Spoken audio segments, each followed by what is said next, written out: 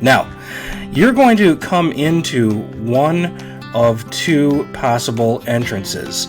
You're going to arrive, and we hope that you arrive early, through the garden, towards the doors by the front of the stage, and also the south entrance over in the driveway. Now, the side door by the screen is going to be the priority entrance for those who have limited mobility or disabilities. For everyone else, we ask that you park in the parking lot and make your way to either entrance. There's the entrance that most of us will be coming into. Now, a check-in table is going to be stationed at each entrance, and those tables are going to be manned by volunteers who check off a list of attenders and members at BellOne, generated weekly by the church office. And what's going to happen is that the names of visitors and guests will be added to that roster of people, and we will also be collecting phone numbers and addresses. We want to have good records in case we need to contact the people that have been in the worship service. Also, there's the other entrance for the limited mobility. Now, at both of these entrances, there will be temp check stations, and what we're going to do there is that households and individuals will come as they get signed up. They will get a temp check, and they will get a little bit of a health screening. We have a series of questions. They're very quick, and one person in the household can kind of answer for everybody about health and COVID symptoms and all those sort of things. Now, we do hope that you will stay home if you're feeling unwell.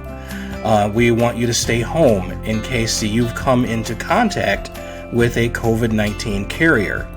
We want you to stay home if you have a compromised immune system or if you are in the at-risk population. When you come in at either entrance, there will be touch-free hand sanitizers that you can use. And that is where the ushers are going to be stationed at both of those entrances.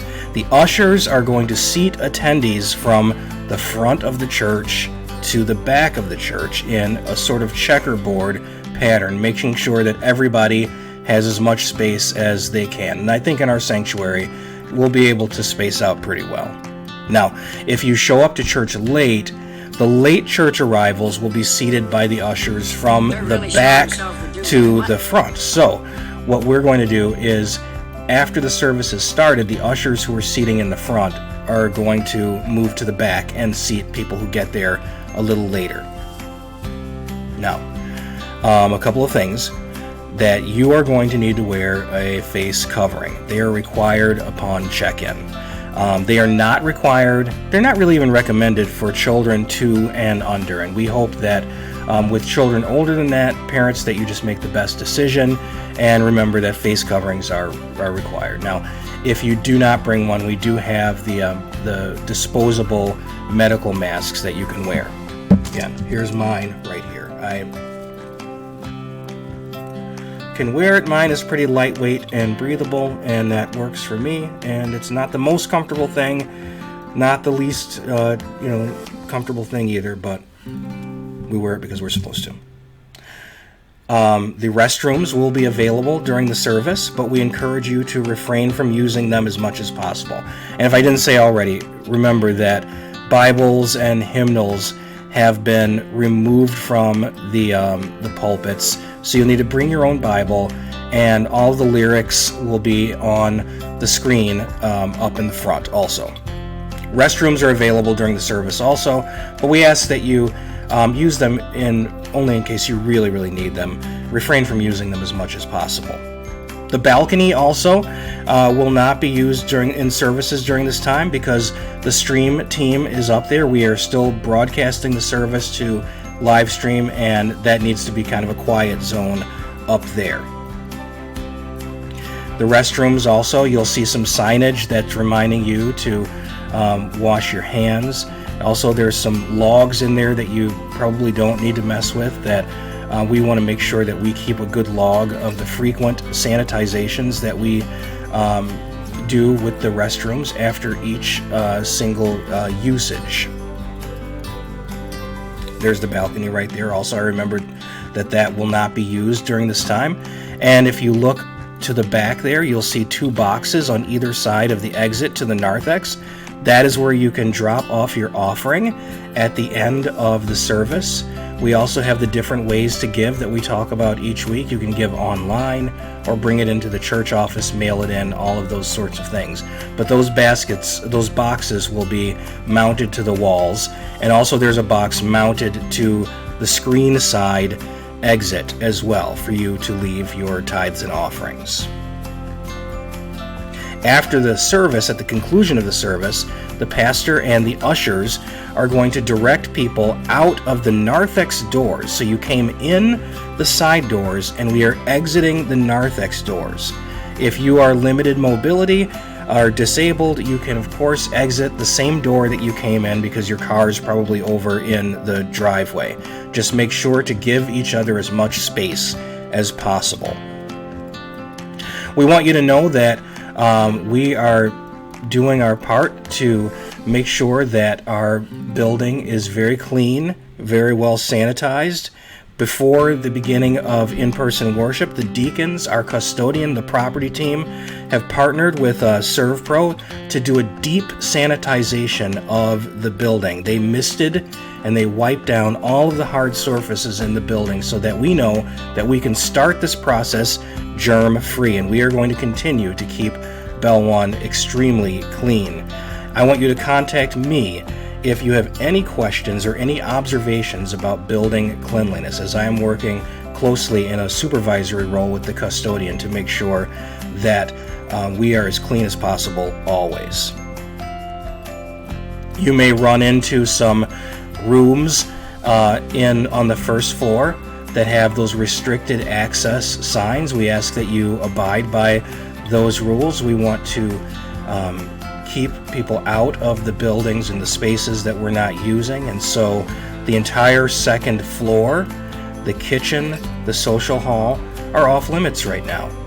You might see New Dawn doing live stream broadcasts from the social hall. We ask that you grant them their space and distance also as they work and do ministry while we're over on the other side doing ours. And if not, you might run into a very, very tough 14-year-old girl guarding those doors as well. We are also going to continue to live stream our services each week on YouTube.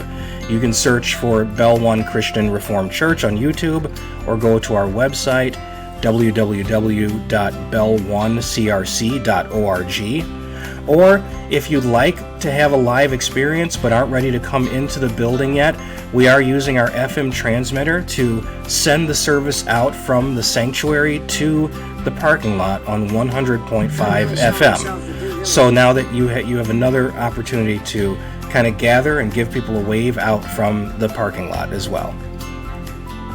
And that's how we are going to be walking into BellOne Christian Reformed Church for the foreseeable future. A lot of different changes, but there are some things that never change, and I want to remind you guys of this as we close. No matter if we are in a pandemic or not, we always want to remember that we do walk into BellOne CRC with joy and thanksgiving, something to remember in this holiday season. Psalm 100, make a joyful noise to the Lord. Serve the Lord with gladness. Come into his presence with singing. Know that the Lord, he is God. It is he who made us, and we are his. We are his people, the sheep of his pasture. Enter his gates with thanksgiving. Remember that every time you walk through that gate in the front. And his courts with praise. Give thanks to him, not only on Thanksgiving week, but all times. Bless his name. That's one of the ways that we enter into BellOne, with joy and thanksgiving. We also enter, let me move my face out of the way of the scripture. We enter with a servant's heart. Colossians 4, whatever you do, work heartily as for the Lord and not for men, knowing that from the Lord you will receive the inheritance as your reward. You are serving the Lord Christ. Now, just one more note as we close. The volunteers, of course, are getting there earlier also, and there's no difference in what is required for an attendee, for somebody coming to be in the congregation of our service than it is for a volunteer. In fact, the volunteer has a higher degree of responsibility to be able to model these guidelines that we have in place in in-person worship. So as far as the mask wearing is concerned, and the temp checks, making sure that we are feeling well enough to serve.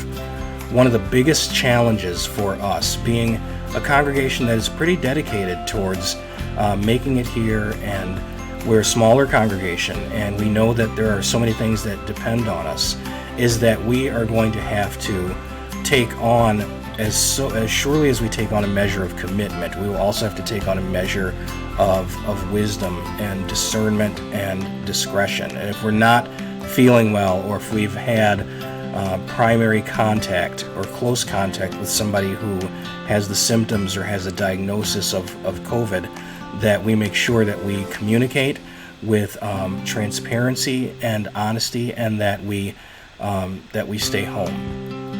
Another thing is that if we happen to be just a secondary contact, or it's in the community or around us or something like that, that we don't have to be fearful about doing the things that God has called us to do. And we listen to the best advice that is out there. We process it. We take measure of what God has called us to do, how He's called us to gather and to come together and not neglect that. And we make the best possible decision for ourselves, our families, and for those that we care about around us. We trust that you'll do that as servants of the Lord, as volunteers at BellOne, and we look forward to worshiping together in person again as we walk into BellOne Christian Reformed Church each week. Thanks for listening. God bless you, and we'll see you at church.